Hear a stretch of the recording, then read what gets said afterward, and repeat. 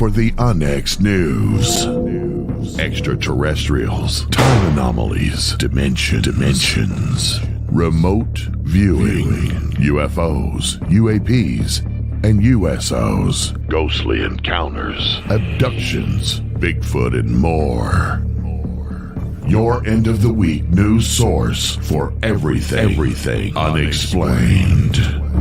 Here is your host for the UNX News Podcast, Margie K.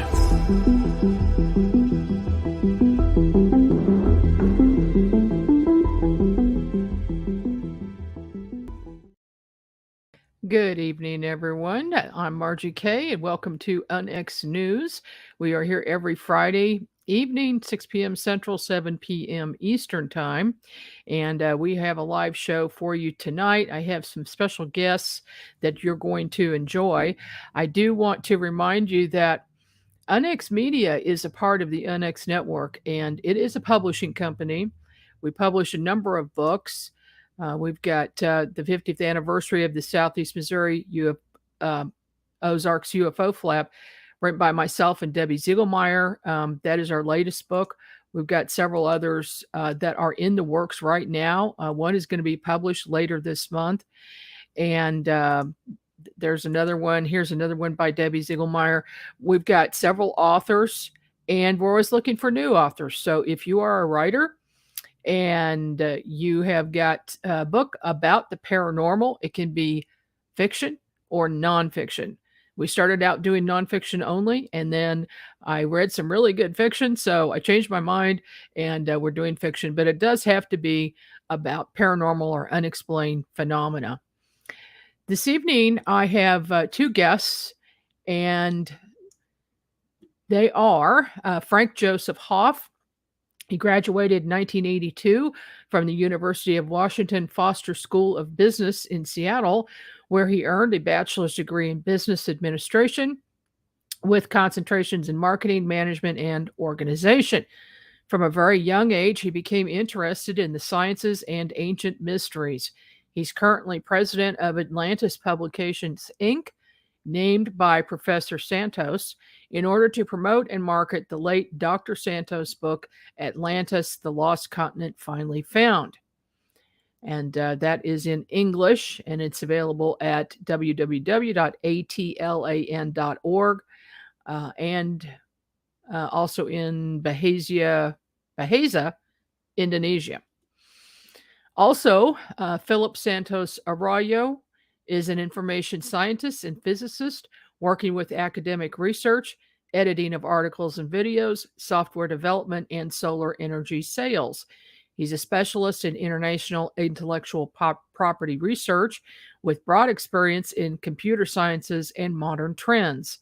He's the vice president of Atlantis Publications, Inc., and the sales manager of solar photovoltaic systems with Station One Energy Solutions. He's CEO of Pelada.app, which is a Brazilian sports pickup app. He's a graduate in physics and postgraduate in information and knowledge managing with Brazil's Federal University of Minas Gerais. I hope I pronounced that correctly. Philipe is Professor Arysio Santos' first grandson, and he speaks English, Portuguese, and Spanish. Welcome to the program, gentlemen. Good evening. There we go. Very good evening. I hope I didn't butcher those words up too much, or your names up too much. That's good. Let's start with you, Philipe. Your grandfather wrote an interesting book. How old were you when you first became interested in this subject as well? Wow. Well, Professor Arysio Santos, he was kind of a piece, right, Maggie? He, a scholar, scientist, genius guy. He was a nuclear physicist, electrical engineer, and made a lot of patents over his lifetime that made him multi-millionaire. Wow. And he couldn't care about anything material. He devoted his passion and his life for occult sciences and spent 30 years under his research as an Atlantologist, which is the academics who search for Atlantis. And he did write his latest book about Atlantis, The Lost Continent Finally Found. He also wrote another book about alchemy, but he also wrote around 30,000 pages of research, of articles that he wrote over his lifetime following his research. And all of them is not yet released to the public. So we Oh my have, goodness. yes. Is Yeah. that a project that you've taken on? Right. So growing up, I always had the figure of my grandfather, this genius, brilliant guy, very humble, very scientific on the ground, genius researcher, as I pointed out. Uh, and I knew the story. I knew about him looking for Atlantis and all that. I was around when he released the book. I read it, and that's around 2004, 2005. It's a while now. But it was only recently, a couple of years ago, during COVID, that I really got access to his articles. Mm-hmm. And it's just amazing. Me as a scientist, having to grasp it and reading his articles finally, which I knew existed, but I just never really got into them officially in my hands. And uh, my uncle, his son, passed away during COVID, and I got access to the files, to the 30,000 pages of articles. And I said, I was reading into 10 or 15 articles, and also on very different topics. They were talking linguistics, geology, climate, occult, religions, symbolism. It's just like he touches all Whoa. the parts. And after reading a couple dozens of them, I was just astonished. And I said, there is something huge here and it needs help. It's around my family. And that's when I got in touch with Frank, who was his understudy and kept the flame alive during all these years after my grandfather passed away in Mm-hmm. 2005. So we're coming from a wide road there. And it's amazing being here now. So, Frank, how did you meet um, Professor Santos? Well, let me kind of lay this out. I hope you can hear me now because I know I always have some technical issues to start off with. it's great. I originally was working to do pro bono research for a person by the name of Richard Hoagland, uh, famous for the Mars research he Mm-hmm. was doing. And when I ran across Professor Santos' website just after he got it up, which was late 1997. And so what I did is I contacted him after reading all this because I thought the information was really very different than anybody else's research I've ever seen on Atlantis, and very much in depth and very deep. And so I contacted him through his son Bernardo at the time. And so I was able to start the communication with him, especially in 1998 and a little bit further down the road with regards to his work.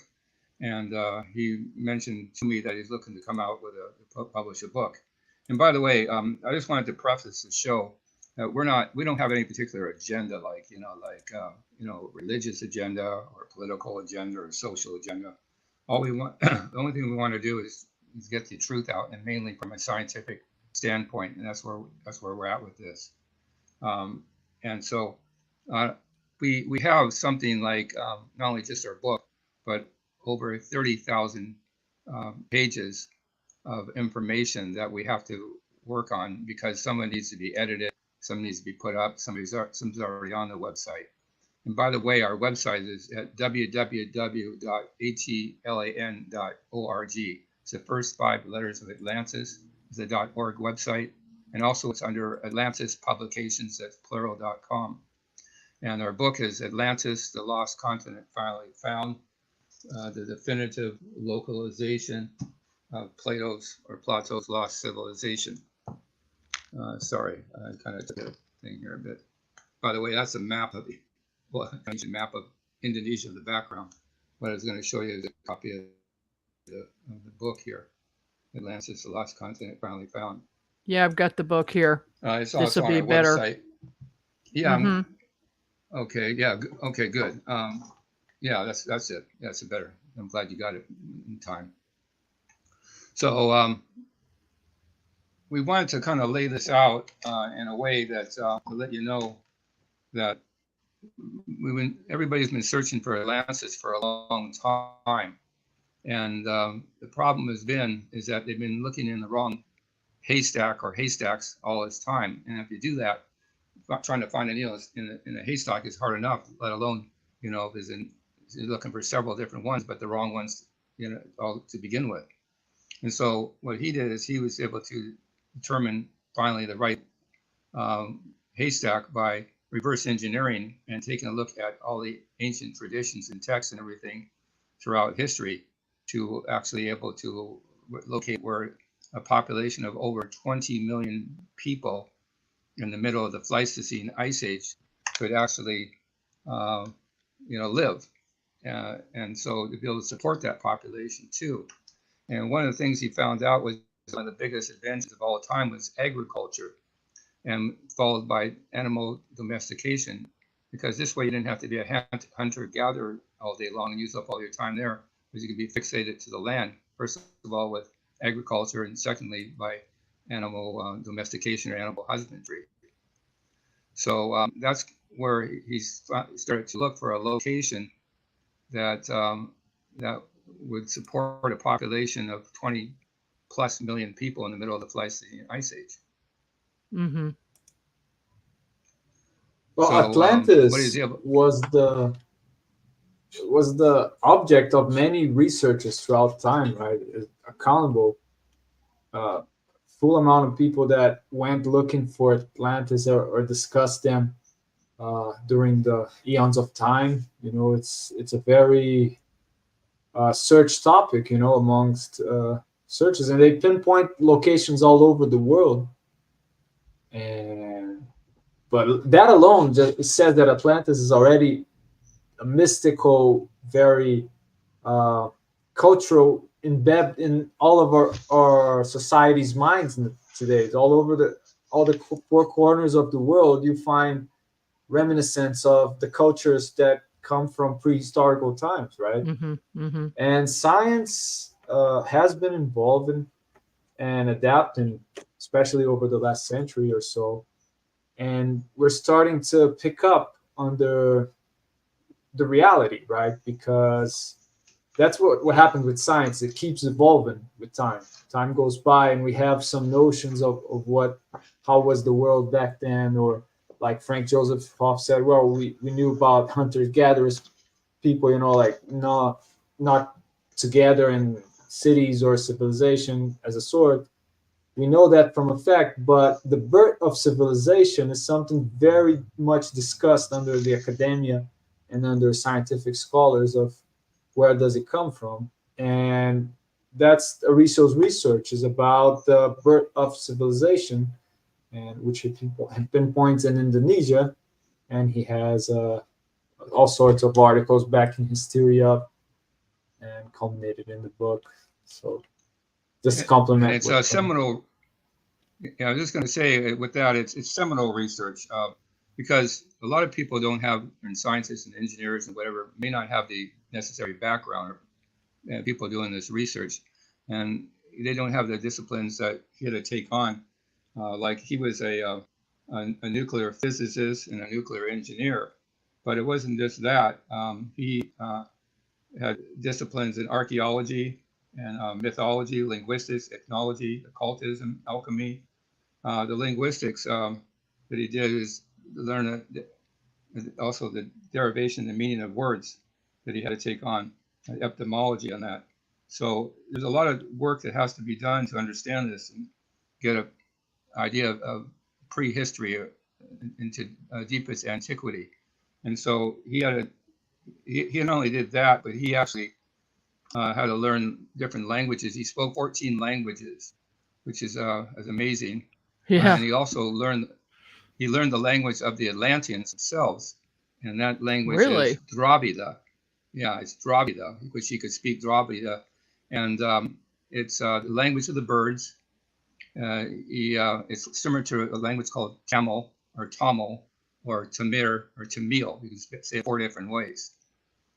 And that language is usually spoken now in a place called Chennai in south eastern India, and also used to be spoken along the Indus Delta Valley River area as well of India at the time. Is maybe somewhat more Pakistan now. So when you're able to speak the language like that too, it helps you to decode the whole riddle or mystery of Atlantis, and also the motherland called Lemuria Atlantis.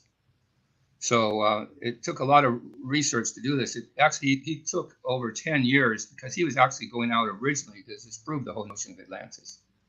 And after 10 years, he found out there was actually something to it because there's just too many coincidences. And you can't have all these coincidences over and over. So it took another 10 years to fill in a lot of the pieces of the puzzle. And it was something not just like 1,000 or 2,000 piece puzzle, but like 1 billion piece puzzle that's scattered all around the world. And some of it was information, some was misinformation. So you got to piece it all together to get a clear picture of what Atlantis really was and what it's all about and where it was. And about the people themselves and the technology and everything that goes along with it. And so this is to get a clear picture, and this is what he was doing. But he had to turn around 180 degrees on his thinking and completed about 30 years of research, some with me, in order to get this pretty much nailed down of the pretty much precise location of the lost continent of Atlantis, and also the capital city of Atlantis called Atlantis itself, or else called Poseidonus, after the Poseidon, the founder of Atlantis. Now, I became interested in this subject at a young age as well. And I remember reading in books and that there was a general consensus that Atlantis sunk, the continent of Atlantis sunk. But Professor Santos says something completely different in his book. How did he come to that conclusion? Frank? Well, yeah, I mean, it has to do with a couple of things. The location where it's at, but one thing about Atlantis never sank. Okay, what happens is it's an optical illusion. It's that if sea levels rise, and which they did because of a tsunami to begin with, and later on over time because of a universal flood. If you're out in a ship and or a vessel and you see this going on with the tsunami, which by the way is not a tidal wave but a harbor wave. A lot of people give the wrong misappropriate the term the term to it. It's supposed to be a harbor wave, and that goes in and then comes back out. But it looks like a continent or island might be actually sinking because of the water level rise.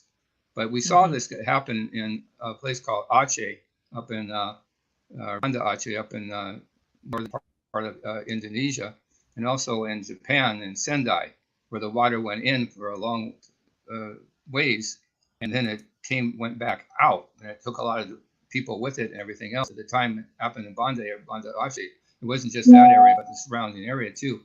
But it took out as many as 400,000 people at the time, and this goes back in 2004 when this happened in Banda Aceh. What happened is that he was able to determine that Atlantis, because of a lot of texts and information he had in deciphering, that Atlantis was antipodal to Europe, and antipodal means on the opposite side of the world. It's a kind of scientific term. Okay. And also he was able to come up with all the oceans of the world. They are coterminous as well. So he was able to figure out that Atlantis was where east meets west, and that area ends up being where what we call the Indian Ocean today was called Erythraean Sea, and the Pacific Ocean meet. And so and these names got changed around too, with Pacific Ocean and the Atlantic Ocean and so on, and the Indian Ocean. And first of all, let me go back to I don't want to confuse everything. Let's go back to the Pacific Ocean to begin with. First of all, that ocean was the ocean of the Atlanteans to begin with. The name got changed. It was discovered by an explorer by the name of Vasco Balboa. He discovered it supposedly, but he didn't name it. Later on, it came because Ferdinand Magellan, another explorer, saw it through the Straits of Magellan down through Argentina and Chile way through that area. And we saw it for the first time. It was a very peaceful and calm ocean, the Pacific Ocean. So he named it, actually it's named Pacificar, is to be calm and passive in Portuguese or Spanish. And either, depending on how you use it in a sentence or word, it's either Pacifico or Pacifica. But we dropped O and the A here in English and named it Pacific Ocean. And so that name, instead of carrying all the ways to be the Atlantic Ocean, it changed. The Atlantic Ocean, as it is today, that name more or less stuck when it should have been actually over in the Indian Ocean, which was the Arysio Sea. If it would have been better if it been changed that, maybe the Atlantic Ocean should have been changed to the English Ocean. It would make more sense. But when the Arysio Sea got changed to Indian Ocean instead of the remained to be Atlantis or Atlantic Ocean, that confused everything about where the ocean of this continent of Atlantis is, because everybody thinks that if it's in Atlantis, it's going to be in the Atlantic Ocean, but it wasn't the Atlantic Ocean as it was today. It's the Atlantic Ocean as it was basically 11,600 years ago. Well, that's amazing. That's news to me. India. There's a new fact, and that area too, is over towards Southeast Asia. There is a particular information that maybe a few people really know, but is about the glaciation periods or the ice ages, as we know. And that's was one of the specialties of Professor Arysio as well. He had to delve into as a climatologist and study the ice age. And basically, the Earth is a binary mechanism. It's a very fragile equilibrium that it has, and the Earth works as a flip-flop of states. So in a period of 100,000 years, roughly, during these 100,000 years, during 90,000 years, or meaning 90% of the time, the Earth goes into a glaciation period, during which everything's pretty much frozen above the tropics. There's impossibility of life. The ocean levels drop significantly, and that's the glaciation period, or the last known as we call it, the Ice Age. And today we live into an interglacial period, which is it's, as the name says, between glacial periods, and it only lasts for 10,000 years, and we're already due to our time, because the end of the Pleistocene, which was the end of the last glacier, ended up in 11,700 years ago, right, which was deemed by Professor Santos as the end of Atlantis, as Occam razor fashion, the end of the Ice Age, which drove many species extinct, even some species of humans, and it was the flood, as known. And what happened was that the sea level increases around 100 meters, or I don't know how many feet. So the world changes. It works in this binary mechanism, and we switch from the glacial period to the interglacial period from now, 11,000 years ago, and the sea level rose 100 meters. So that region of Indonesia that we see as a bunch of islands nowadays, it was a huge, immense continent, and a very thriving one. All of the volcanoes, and it's a land of fire. It was a very propitious place for agriculture. During the glacial period, there was not many other places possible for life, on Earth. So it was a very localized civilization, which Arysio pinpointed to Indonesia, and then they migrated to India. So that would have been a temperate climate at that time during the Ice Age. Is that what you're saying? Yeah, it was a huge continent.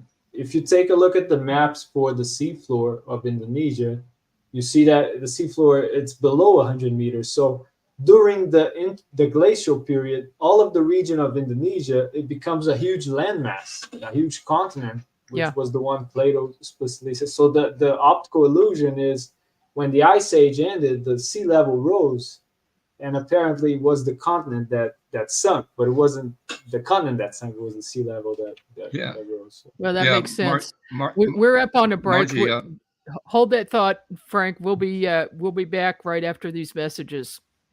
Thank you. Are you thinking about purchasing a wood-fired heating or cooking appliance but don't know where to start? The new book, Wood-Fired Heating and Cooking, will guide you through the process and make the decision much easier. Find out about wood stoves, wood-burning fireplace inserts, masonry heaters, cook stoves, brick ovens, and more. Learn about operation and maintenance, buying and storing wood, even how to make your own charcoal. A bonus section includes delicious recipes for cooking in a wood-burning oven, grill, tandoori oven, or smoker. The wise homeowner, prepper, or homesteader will have the ability to heat their home with wood when the power goes out or to save money on increasing gas bills. Wood-fired heating and cooking is available at Amazon. Visit www.woodfiredpub.com for more information. That's woodfiredpub.com.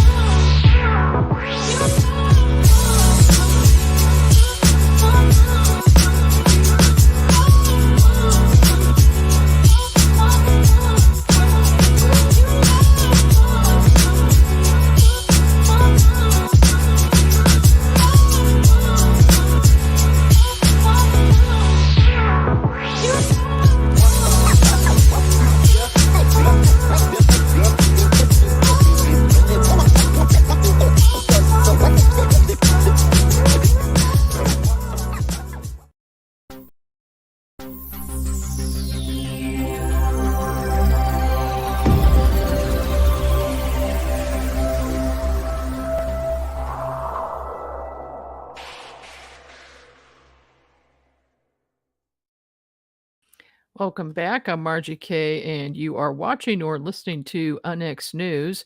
This evening, my guests are Philipe Santos and Frank Joseph Hoff. We're talking about this book by Professor Arysio Santos, Atlantis, the Lost Continent Finally Found, the Definitive Localization of Plato's Lost Civilization. And Professor Santos came up with the idea that it was actually in Indonesia.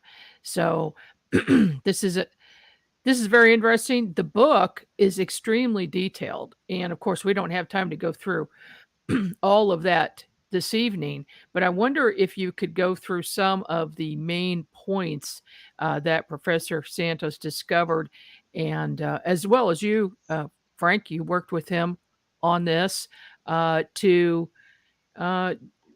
just to give credence to the idea that that is exactly where it was. Yeah. You hear me okay? Yes. Okay, great. What Philipe was referring to with the destruction of Atlantis and the end of the Pleistocene Ice Age was actually triggered by the Krakatoa volcano or Krakatau volcano, or other languages in Sanskrit, Krakatau and Krakaka and Dravida. This trigger is because of is the area of Indonesia is the most volcanically active area in the world. It's like the Ring of Fire, and it's the main trigger of that. And let's see, up on our website under, I think it's maps that are what do you call modern ones. There's a chart there showing all the different volcanic activity areas, different mountains having that. And the one we're referring to has to do with is Krakatoa.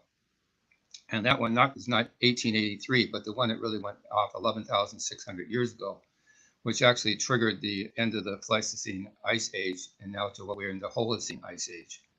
Or not Holocene Age, I should say, not Ice Age, but Holocene period. And it is that it all was triggering an event because, as Philipe mentioned, it caused sea levels to rise initially, like as I mentioned before, because of the Great Deluge due to the Krakatoa going off with all the fly ash and going into the air and what it basically setting up the seismic activity for the tsunami and the water coming in, going over people's head, drowning them, and also burning them and also suffocating them.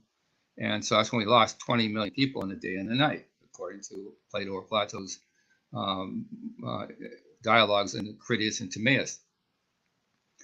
So it wasn't just that, but Professor Santos, because he was a nuclear scientist and nuclear physicist, a nuclear engineer, he was able to actually figure out too, through some scientific information that's out, that there was a war of Atlantis between what they call the sons of light and sons of dark, which is between the Dravidas and the Aryans, which is the Dravidas being the sons of dark and Aryans being the sons of light. And so one side wanted to try to get up one better than the other side because they had a war going on. So it wasn't just that these volcanically active volcanoes are going on and could go off at any time. And this, by the way, was the holy mountain of paradise called Mount Meru or Krakatoa, Mount Kumaro. And another one that went off 75,000 years previous was Mount Sumeru, this Toba volcano.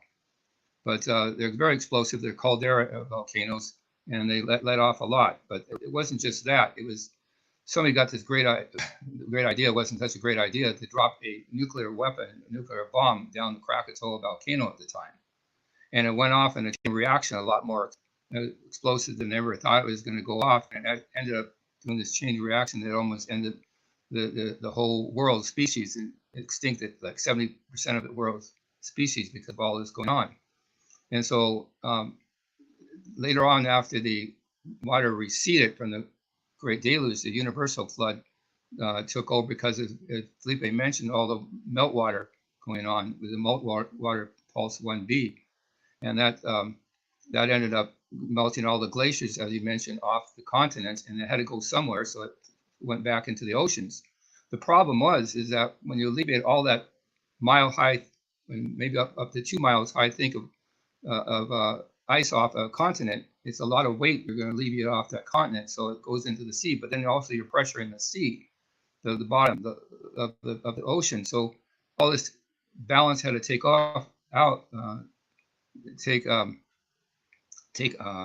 level off over time, balance out over time, because of all the cracking and seismic activity that started causing one ripple effect over the other.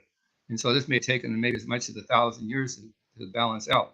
And so that was your universal flood. And so that area of Indonesia, which is shallow, as Philipe mentioned, is only maybe 60 meters of water, and rising up to 150, 150 meters or so. And so it sunk the area down of the continent of Atlantis. And what you see are the vestiges and tip tops of Indonesia today, which comprises over 17,500 islands. Yeah. Another interesting, well, there's many interesting pinpoints to Arysio's research. Um, well, he proves many things. Okay. Well, he doesn't really say anything new. He does have new theories and prepositions, and he makes new assertions, especially the Indonesia as birthplace for civilization. But he doesn't really say anything new. He rather puts it all together.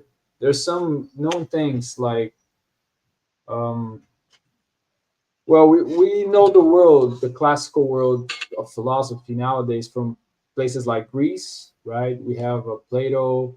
We know a lot. We know of what we know about Atlantis come from Plato. Some even say that it was a fictitious place that Plato invented. But the kind of researcher Arysio was, he had to bring up things like how the Greek philosophers they imported their culture and the occult knowledge from Hindu sources, from what from India, from Bharat. So we have a lot of diffusion, right?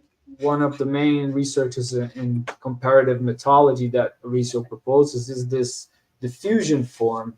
He compares tribes of South America, uh, indigenous, like prehistorical, that were undisturbed for centuries, and he shows how the languages relates directly to the ancient sacred Indian tongues. You know, like the Bharat, the Dravida, the Tamil, the Sanskrit, and yeah. So there's like small pieces that he puts together, and he traces it all back to India. Actually, India is what we call them, but they have their own name, Bharat, which is the carrier of the flame. So what we know as India came as the reminiscence or the main reminiscence from Atlantis after the deluge, and they brought over the seeds from early civilization from the glacial period, which was the languages, the alphabets, you know, agriculture, uh, domestication of plants, animals. They brought it over to India, and they had all this extensive knowledge that diffused over to the world. You know? So it's a huge puzzle that Professor Arysio had to put together, pinpointing uh, cultures from all over the world, you know, and finding a common source. And it all leads to India, which leads itself, like the Mahabharata, the Ramayana, pinpoints to the original paradise, which was beyond the Sea of Milk, which is exactly Indonesia. So checks out, you know. In the book, it also states that perhaps the Garden of Eden was there. Yes. Yeah, that Garden of Eden actually means is the Garden of Lemuria, Atlantis, which is like somewhere between what is called Sumatra today, which used to be called Upper Java, and regular Java is called Lower Java, and the island of Borneo, which is Kalimantan, and the Malaysia side too. But yeah, I mean that was the Garden of Eden, was the Garden of Atlantis. That's what he did, because what he found is that Atlantis and even the Garden of Eden was known to be in the east, and not in the Occident, but in the Occidental, the Orientale, the Occidentale versus the Orientale, but in the Orient. And so that's, if you see even in the different types of biblical books, you know, texts, the Bible, and all that sort of thing, they'll say that Eden is in the east, and so he was actually determined that is the Garden of Atlantis, was the Garden of Eden. I wanted to also mention something too. There's a section in our book, or just to mention briefly about the Garden of Eden, Margie. All cultures, or at least most all cultures in the world, from all the eons of time, they speak of original paradise.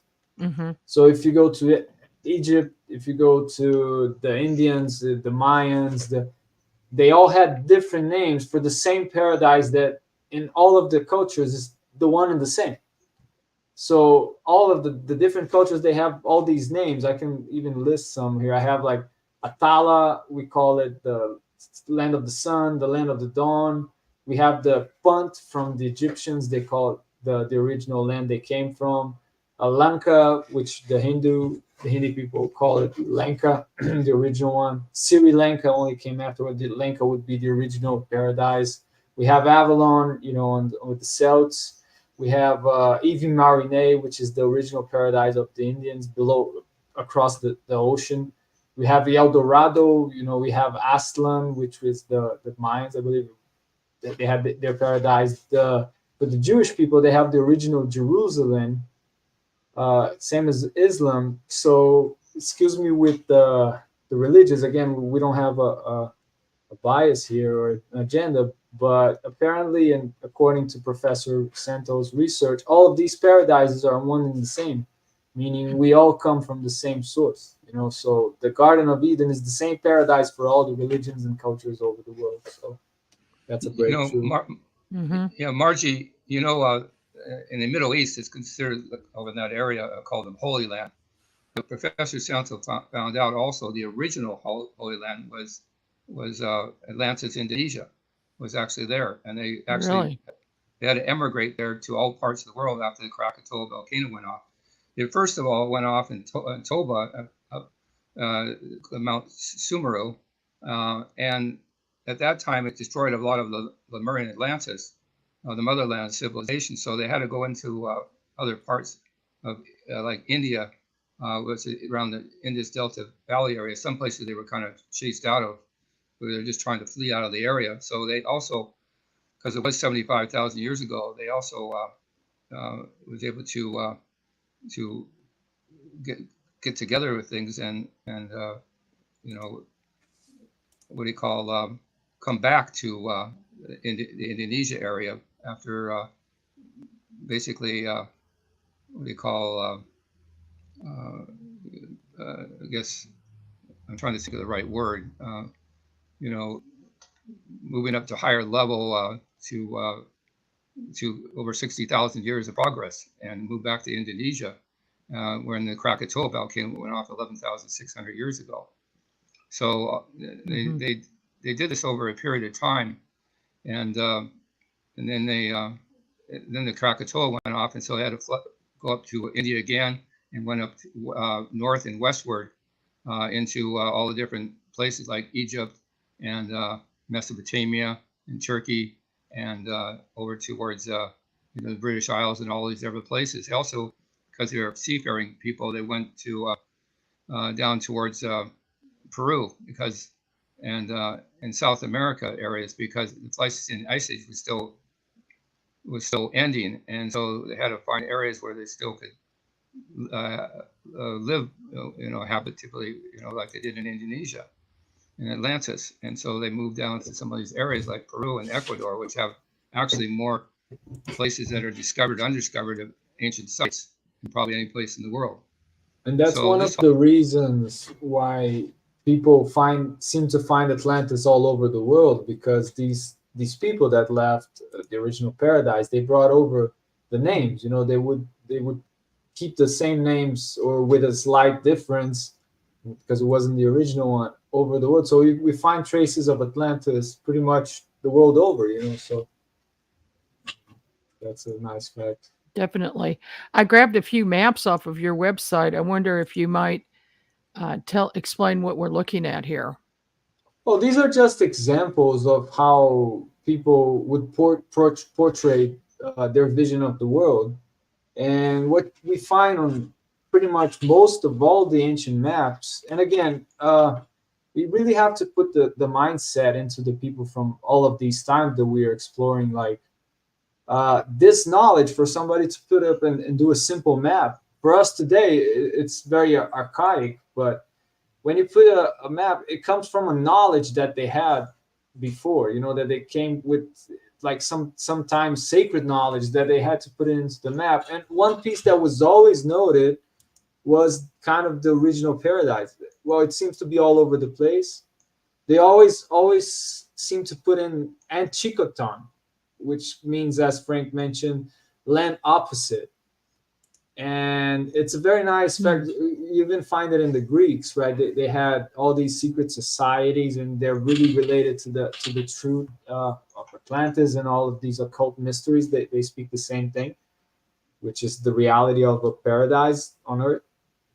And like the ancient Pythagoreans, they would say there was this land that was opposite to the Earth, and they would revolve around the other side of the and people, scientists were puzzled with this, like philosophers. They can, well, is there another planet in the solar system? No, what they really meant was the other hemisphere.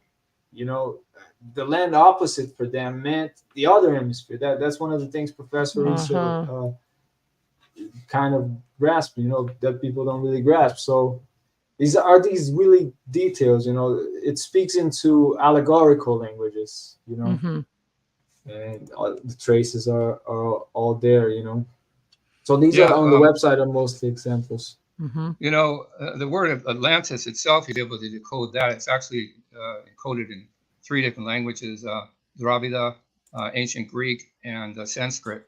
And what it means is basically is that Atlantis is located on the opposite side of the world in the sunken mountain marshland. And so that's one of the reasons they're able to figure it out too, because they're able to decode the word Atlantis, which was highly encoded. And so it's a Greek word from Plato, but it's encoded actually 3 different languages combined together. And so that helped in decoding the whole thing. And again, the word I was wanting to use was advancement. They advanced from the Toba volcano, which got destroyed 75,000 years ago. And then the Krakatoa finished it off 11,600 years ago, but advanced for over 60,000 years. And so, we advanced pretty much in 1,000 or 2,000 years. And so they were able to do that. The other thing is too. Sorry, Frank, go ahead. Well, the other thing is too, I was going to say, we also found out that that there's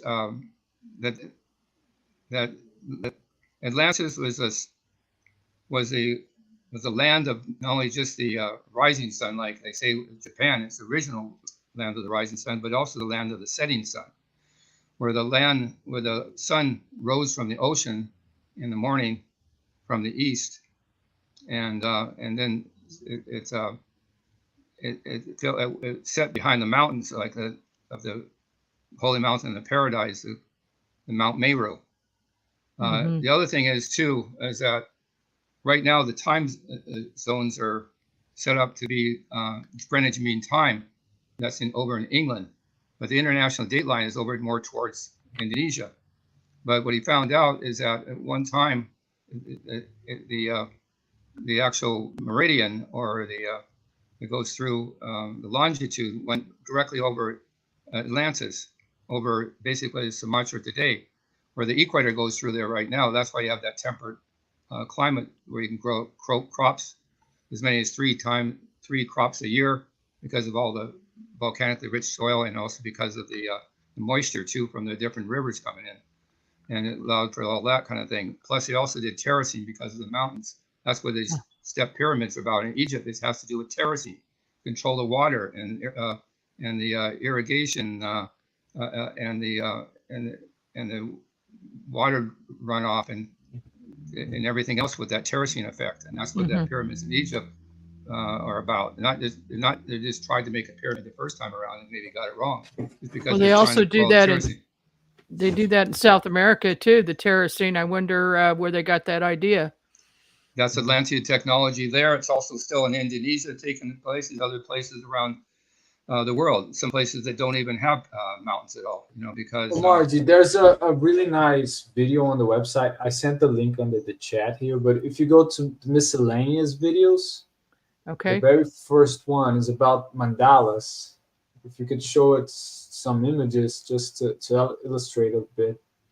Yeah, I wanted to finish up a point here, Philipe, and while she's getting that, and that is with the time used to be, the meridian used to be over England, it still is, and but before, at one time, it used to be over Atlantis, as I mentioned. but people think it's always been over England. That's only because they had one of the most powerful navies in the world at one time, and also because of the convention.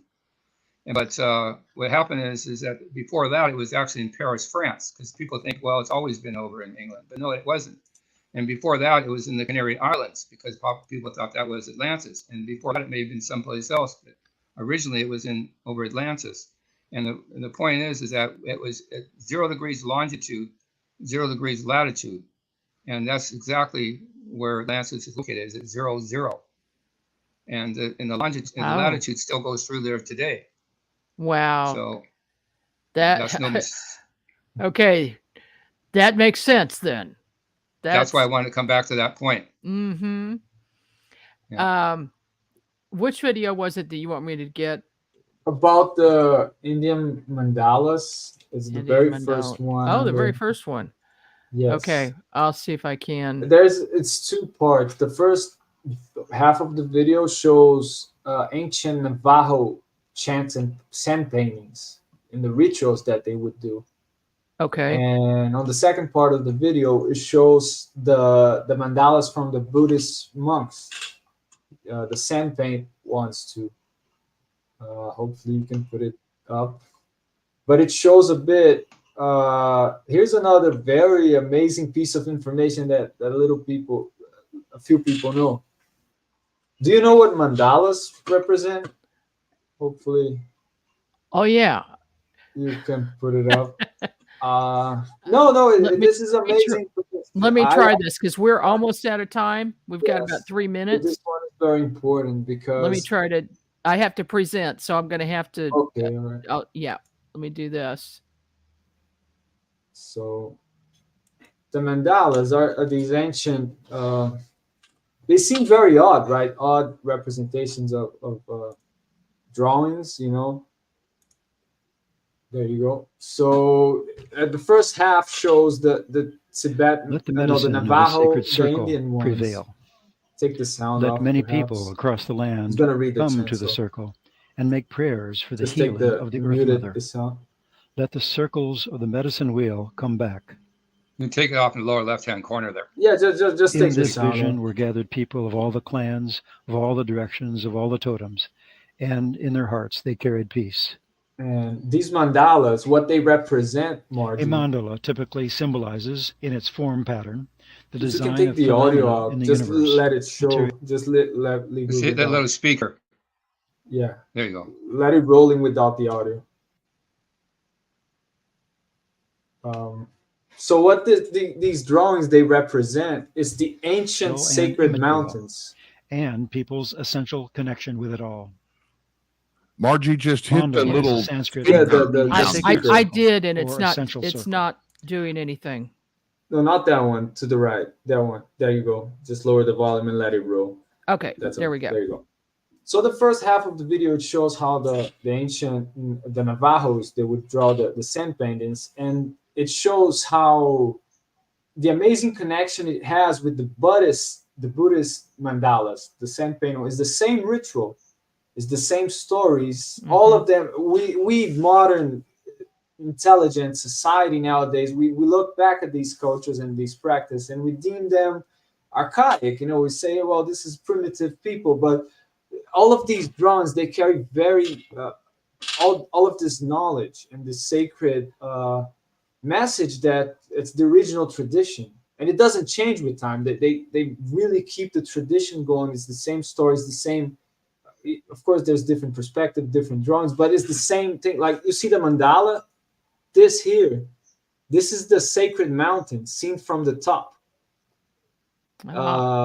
Yeah, and it's also supposedly the map of Atlantis, and it has all the information in that, which is like the 4 cardinals, but it has all of these deep meanings into like the numerology and what the meanings are. If you can click on the second part of the video, just towards like after the half, just like, yeah, all towards the end. Go to minute 32, if you can, 32 and a half, which shows like the Buddhist monks too.